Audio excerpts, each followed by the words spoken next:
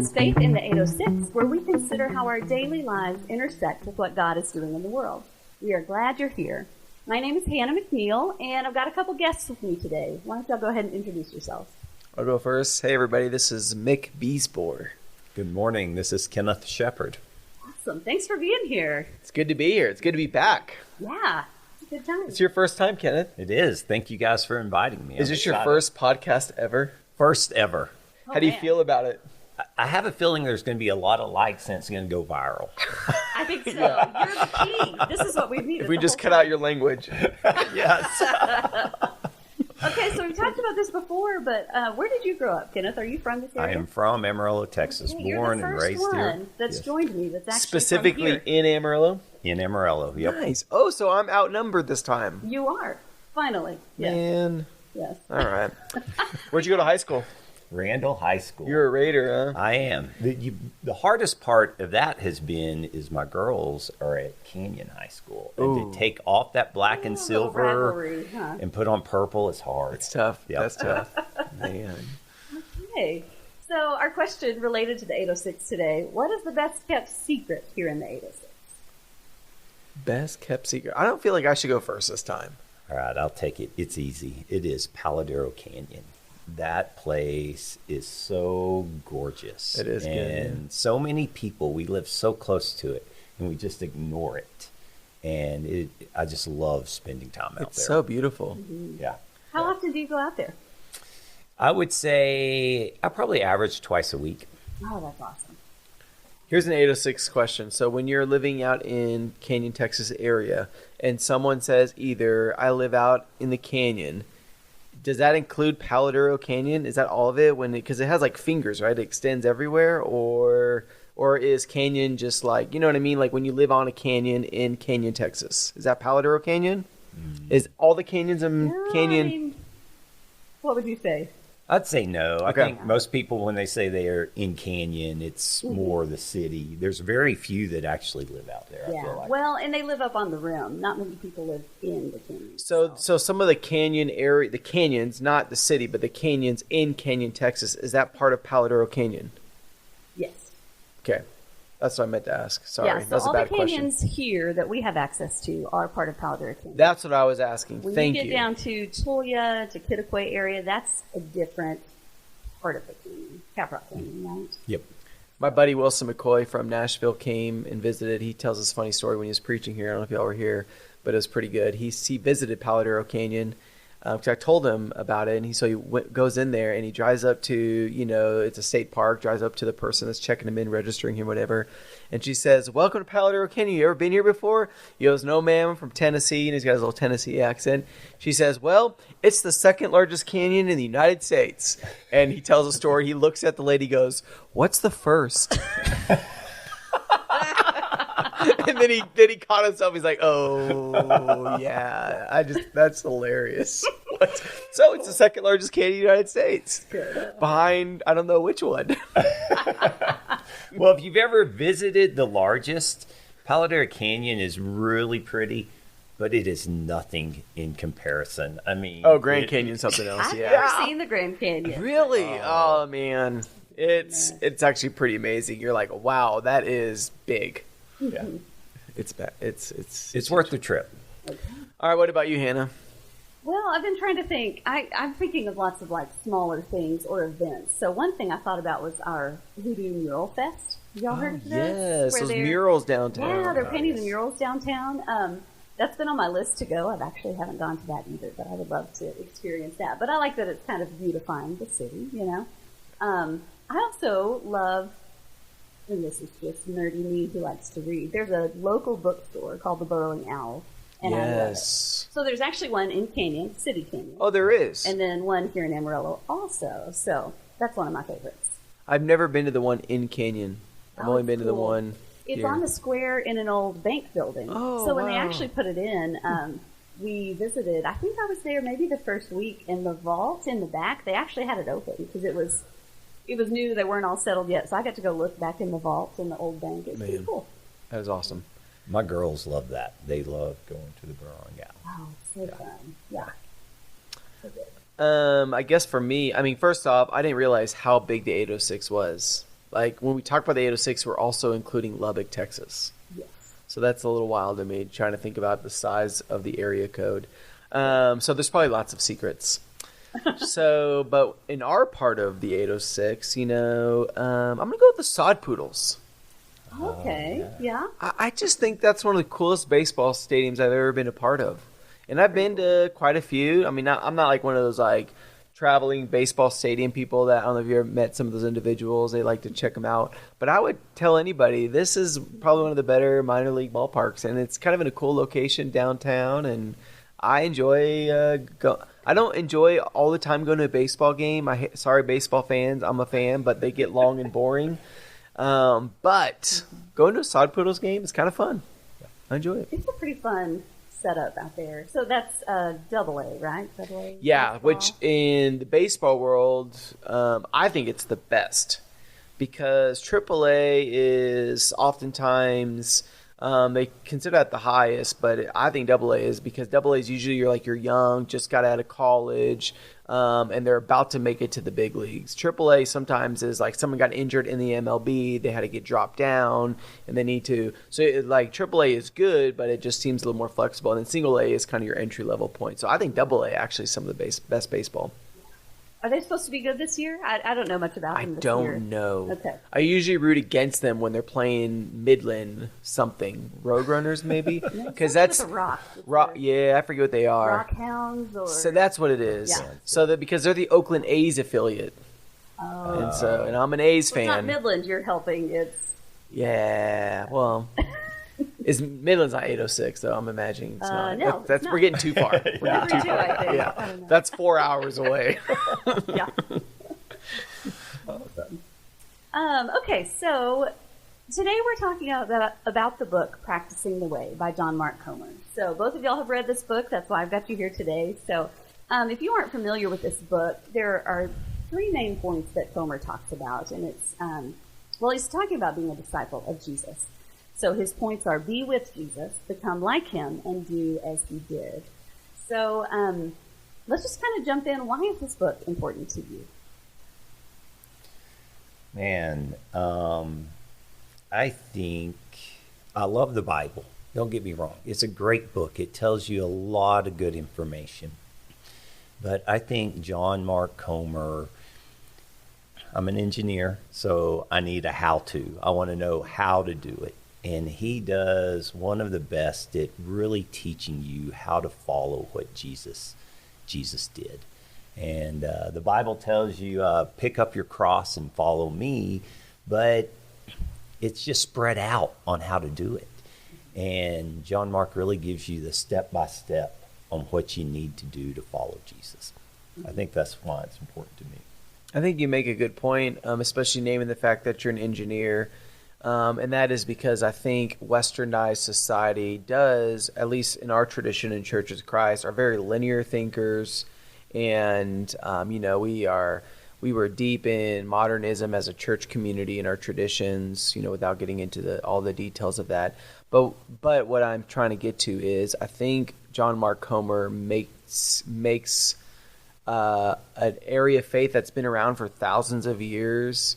And there's a lot of good resources, a lot of good material on this idea of like spiritual disciplines and practices. But I think he makes it very accessible and easy, not in a shallow way, but easy in a simple way, especially for people who have not kind of pursued this stream of Christianity that I think is vital to our health and well-being of what it means to be a disciple of Jesus. And so I just think he's accessible. And I've read a lot of different books and authors on this, and where he does something well is it's readable to a broader audience. Yeah. Especially for like those of us who grew up in I don't know how I would name Churches of Christ. So Churches of Christ, I would call evangelical, but not really. But kind of this world of kind of this form of American Christianity. I think he makes it accessible. So. Yeah. You mentioned the spiritual practices, and they're not new. None of this is new information, but this book has just taken off in the last year or two. Something about it is really resonating with people. Because I think, like you said, it's speaking into the how in a practical way that we just haven't had yet. Kenneth and I were talking earlier about how we focus so much on knowledge in churches, and that's this church tradition that we're in, which is so good. There's such a love for Scripture. But then what is the practical way of living your faith if you're only stuck in this place of knowledge? I think he does a good job with that.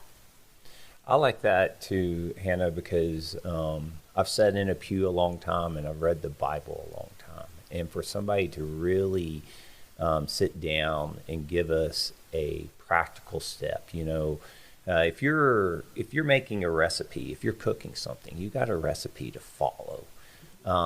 If you have a career plan, somebody much younger than me has a career plan on what they're doing. They know where they want to go and the points they want to hit. But all these years sitting in the pew and Bible class and reading the Bible, I just never felt like there was this clear description of what I was supposed to be doing. And I use the word supposed to be doing, but it's broad. It's not like he says you have to pray for 7 minutes at 7 a.m. every morning. He gives you some flexibility to follow it like Jesus did. Yeah, and when books like this come out, I want to be careful because I don't want to presume that all their books or all their ways of doing faith or other traditions got it wrong, because I do think discipleship can be found in rural America and can be found in urban America, and it can be found in Africa, South America, wherever. And so, but I would just say this particular book just speaks, and I think the timing is good. I don't know if this is kind of what you're alluding to, but it's coming out of things like COVID. You see an increase in mental health.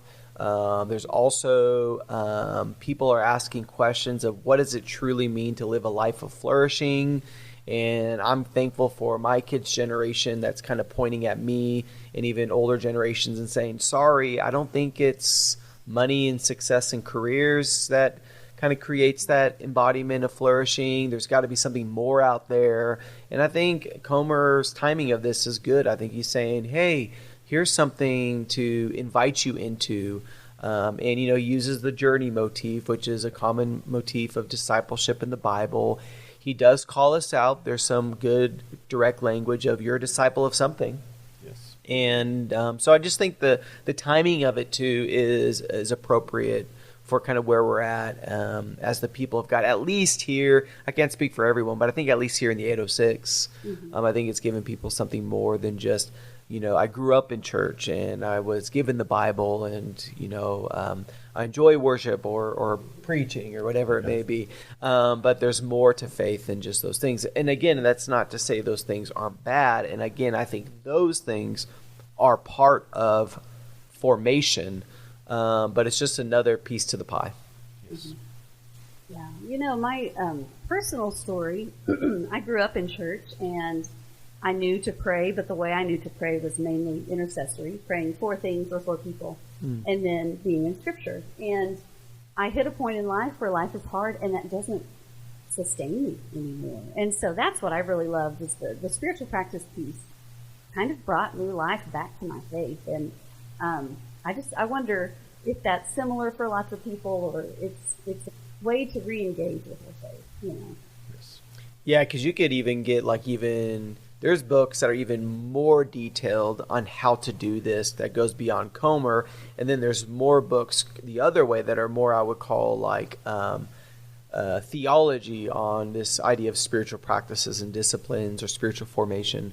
I'm thinking of Calhoun's book, kind of this, it's literally a workbook of spiritual practices. Spiritual Disciplines Handbook. Handbook, that's what it is. Yeah, that's right. And there's literally I don't know the numbers, but I feel like there's probably 80 or 90 here's how to pray, here's how to reflect, and literally gives you kind of step-by-step guides on how to do that. And I think all that's important. I think and here at Central at least, we're prioritizing this. We want to equip people to practice their faith in the everyday. Compartmentalizing Christianity is just not good for any of us, right? And so when I'm driving down the road, when I'm going to the workplace, when I'm in the household, as a parent when I'm parenting, or as a spouse when I'm spousing, or as a friend when I'm friending, all those different things of life, grocery shopping, all that. How is my my identity, my embodiment of Christ, living itself out in these moments? And especially in a world filled of hate and division, and having to decide which platform you belong to, and vice versa, all those things.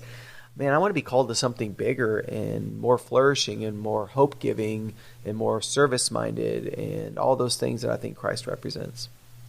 So what's your most valuable takeaway from this book? Do you have one thing in particular that has kind of stuck with you, or that you'd like to share? I would definitely say it's the rule of life. It's what holds me, that helps me hold myself accountable to, I think it's 9 areas. Yeah, he does 9 areas. 9 spiritual disciplines. And the way he sets it up, it's easy to look at. It's easy for me. I think it's you got to be careful. One, even though he calls it a rule, you need to read the book and understand what he's saying by a rule. It's not like your second grade teacher hitting you on the wrist with a ruler if you mess up.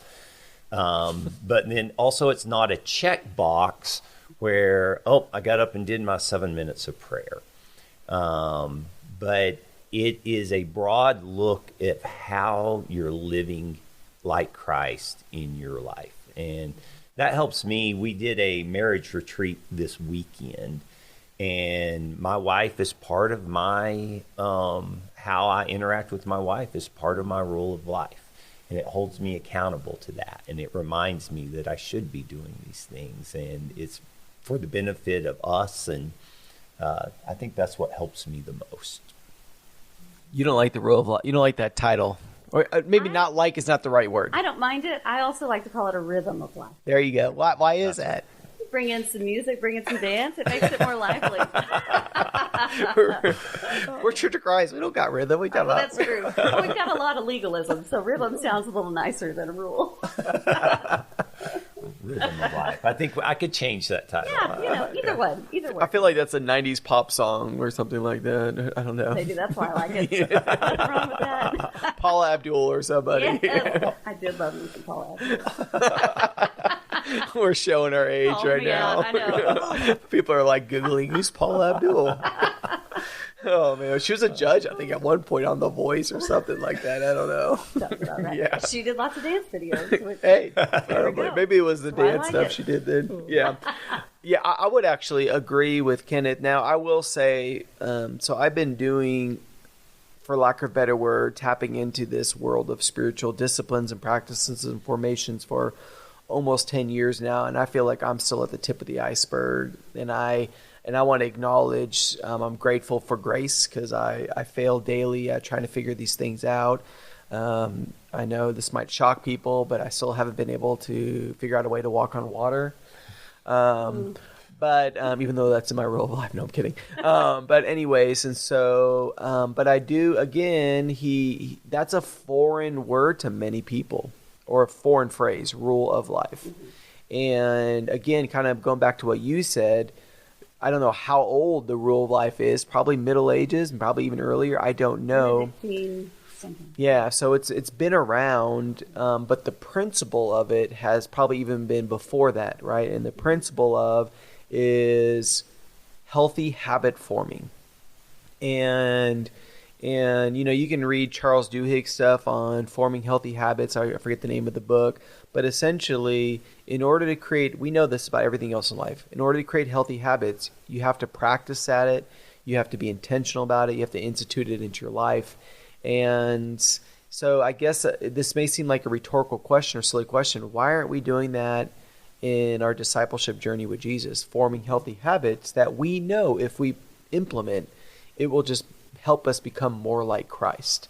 And so whether it's through prayer, scripture reading, silence, all those things. And it's good to begin. It's good to read resources because they remind us a few important factors about this. One, as you said earlier, it's not like some legalistic document that if you fail at, you're messing up. Two, it's just supposed to help. It's not it's not like the answer to a relationship with Jesus. So books like John Mark Comer's and others kind of give us ways to think about how to form healthy habits to be more like Christ. There's a quote from Dallas Willard where he says, "We do not drift into discipleship." And I love that. Like, it seems counterintuitive. Like you say, you've got to follow Jesus, which means you actually have to do it. And you think, well, yeah. But, like we're saying, on day to day, on a normal Tuesday, how do I do that? So I think it's so good and practical in that way. I also like how Comer, he kind of takes the language and makes it really accessible, like you already talked about being accessible. But we can use insider language in churches, really churchy words that don't make a lot of sense to other people. And I think Comer makes this accessible to all people, whether or not you have a church background. Okay, so since we're in the 806, we talked about Amarillo. I looked up, Amarillo's population is estimated to be 205,000 people. Oh, wow. And then I looked, and I don't know how accurate this is, but an estimate of the number of churches in Amarillo is around 300, maybe a little over 300. So just thinking about this locally and practically, there's a part in the book where Comer talks about Christian versus apprentice. Do you remember that part of the book? Yeah. So he's saying a lot of times we're Christian in name, but we're not actually practicing. And he gives a percentage, I believe. Let me see. In the U.S., Christians are around 63%, but those who are practicing as apprentices is around 4%. So what are your thoughts on that, kind of as it relates to where we are and just kind of those ideas of Christian versus apprentice? Yeah, I don't want to villainize the word Christian, and I don't think he does. Maybe he does a little bit, and I could push back on him on that. It doesn't bother me. But I think he's using this to make a point. And first off, I think even before that, he brings up the word disciple or discipleship is used a lot more in the New Testament than the word Christian. I mean, I think it's a significant difference, and I don't remember the exact number, but you're like, wow, yeah, that makes sense. But I think the point is well taken, which is there's nothing wrong with institutional Christianity. I mean, I'm at the center of it. In fact, I think it's important, and I think this is where institutional Christianity's direction should go, is to be a resource for people to find this type of walk with Christ. But I think his point is well taken, and that is that one of the challenges of institutional Christianity is it becomes more like a membership rather than an apprenticeship. And I think there's a distinction between the two without getting into detail. But I think apprenticeship is this idea that an apprentice in the ancient world literally mimics the master, right? And so the apprentice, like an apprentice of a plumber doesn't just follow the master plumber and then someday just does it their way. No, you literally will take on exactly what your master did. You follow in their footsteps, and then that way, so it's almost like this long-term legacy of following exactly. And I think that's what an apprentice of Christ is we literally are the hands, the feet, the heart, the mind, the mouth of Christ in the world around us. And so in order to be that, it's a daily grind, which goes back to the rule of life. Yeah, I don't know that I've put as much thought into it as Mick has, and I like his points, and I may step on some toes here because I haven't thought it as well as Mick has. But the problem, I think some of the issue with the Christian term is sometimes we're not really practicing the way.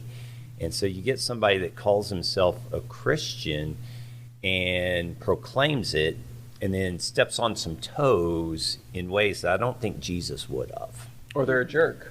They're just flat a jerk, and they have no remorse about it. Yeah. They're like, I'm a Christian, so I can say this. And right.